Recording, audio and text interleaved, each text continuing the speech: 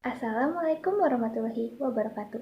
Bapak Ibu guru anu kusim kuring dipihormat sareng rancangan sadaya anu kusim kuring dipikacita.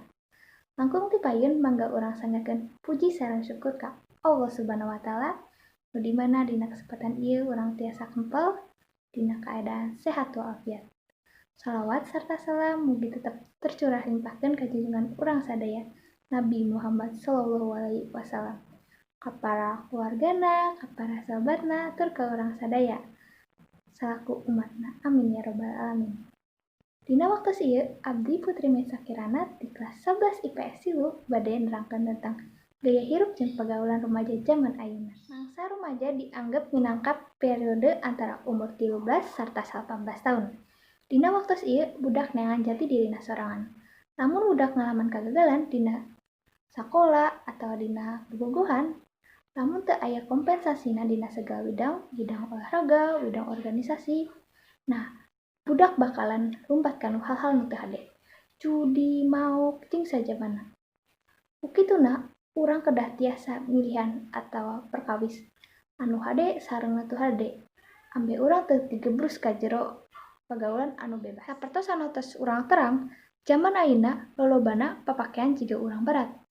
Papakean jiga urang barat teh lolobana teh nyimpang tina moral.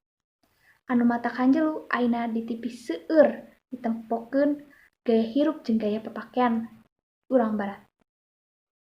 Padahal urang teh sadar yen Indonesia teh kakoncara ku kasopananana sareng ku budi luhurna. Indonesia teh nagara anu nganut adat istiadat katimuran. Lobana budak zaman ayeuna ngan saukun ngiluan tren. Tapi maranehna mah teu apal eta teh perkawis nu sae atawa nu teu hade. Pagaulan zaman ayeuna ge perlu dipertanyakeun sabab loba rumaja anu teu leres sarta milampa nyimpang. Sabab pagaulan anu beuki bebas, zaman ayeuna loba rumaja anu ngalakokeun narkoba, seks bebas, ngaroko, judi, jeung sajabana. Maranehna berangpan lamun teu ngalakokeun perkawis-perkawis nu kasebat, maranehna disebut teu gaul atawa katro. Ieu teh pengertian anu lepat pisan. Perkawis-perkawis anu sae sering dianggap aheng ku maranehanana.